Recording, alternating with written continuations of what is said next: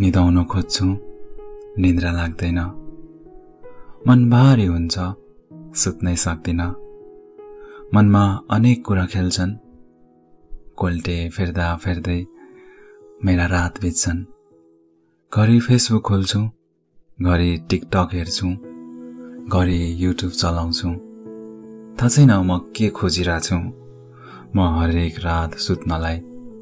संघर्ष गरिरहेछु केही कुरामा मन नै लाग्दैन कोहीसँग बोल्नै मन लाग्दैन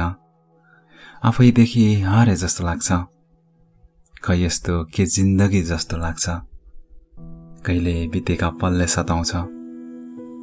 कहिले भविष्यको सोचले मन डराउँछ कयौं सपना छन् पूरा नभएका